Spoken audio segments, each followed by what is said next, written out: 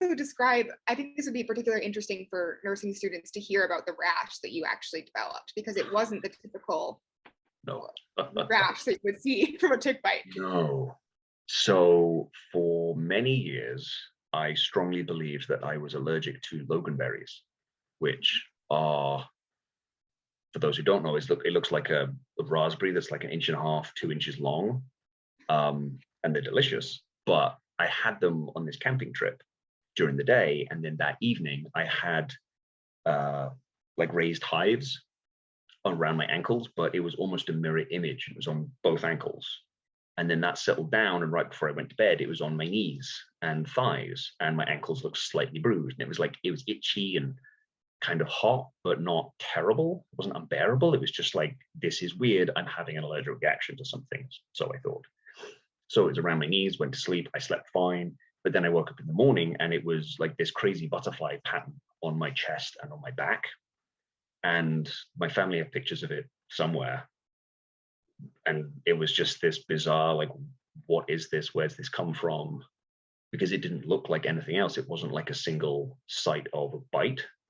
And I wasn't like crawling with insects over my ankles and then my knees. So what seemed most logical was that it's something I ate. And the only thing different that day was loganberries. So it's like, okay, well, I won't eat loganberries again. And after that initial event, infection, whatever, I didn't get that rash until I had some really bad flare-ups many, many years later, but it was mostly on my scalp. And I could feel my scalp felt twice as thick. It was a very weird sensation, and it was mad itchy as well. And often now when I'm getting a bad flare-up, I'll actually have a really itchy scalp again. But I haven't had that rash since probably 2012 or something. It's been quite some time since I've had it. But again, it was not a bullseye. Right. Have any of the Lyme specialists or doctors had anything to say about that rash? In proper medical terms, they basically said that's weird. Okay. So no real answers, no real explanation. I forget which one it was I was talking to, but they were basically saying, like, people don't always get the same kind of rash, and it can be atypical, and it may not be a bullseye, it may just be an area, but I don't know. That whole widespread rash just across your entire body is very unique. And the fact that it would move up, and it was mirror image as well, very weird. Again, I don't know that people even get rashes like that when they have an allergic reaction. Yeah, I think it depends on the person, but it's often localized. But it's really, and that can vary between whether you ingested something or it's contact or dermatitis or anything like that. But that is a very unique rash for sure.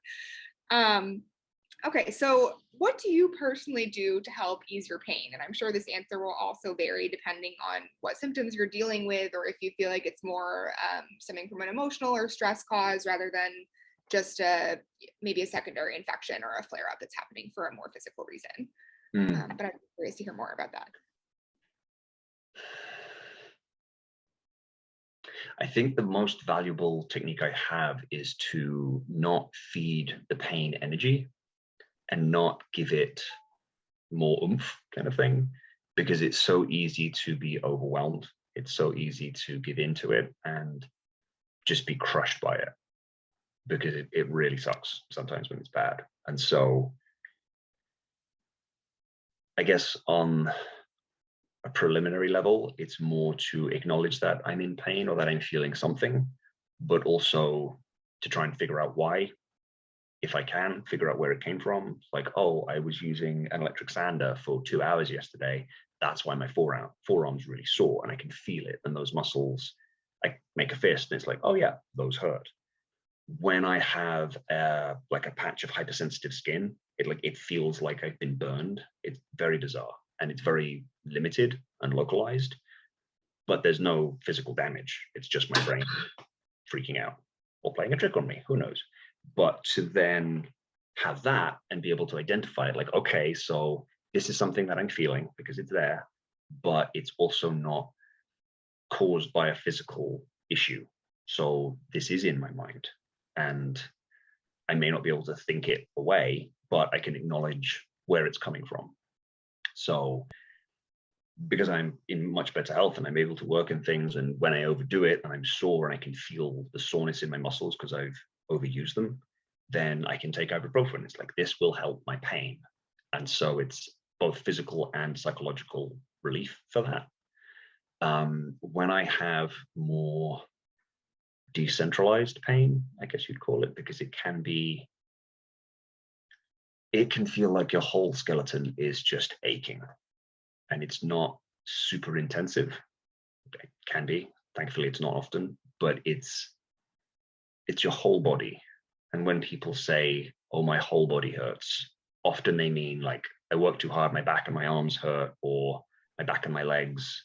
They don't typically mean every single part of their body.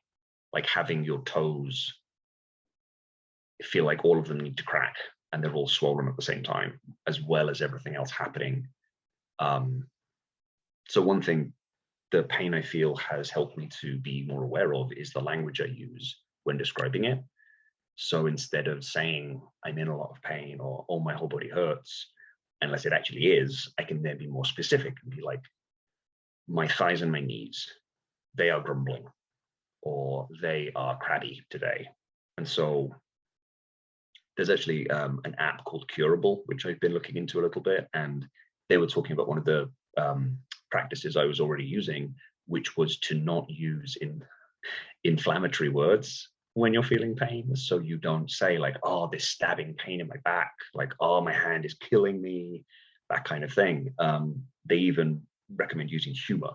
And so when my pain's really bad, I start calling it my modern art, or my contemporary art rather, because I struggle with contemporary art, being an artist. And that's a whole other conversation, but it can be pretty ridiculous, the contemporary art and my pain. And so if I can make fun of it and make light of it almost, then it helps me to get a handle on it, and I can write it rather than it's writing me.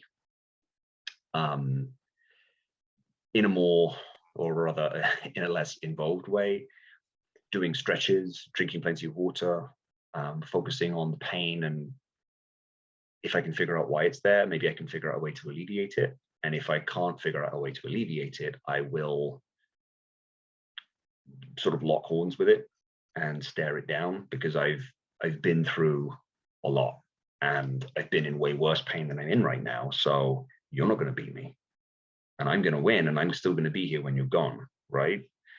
It's tough when you don't have that level of energy, and you don't have that commitment, and you don't have that self-belief, but it's a technique that has helped me, because it stops it becoming too overwhelming straight away. And if you can wrestle it to the ground when it's a goblin before it becomes an ogre, then, you win, kind of.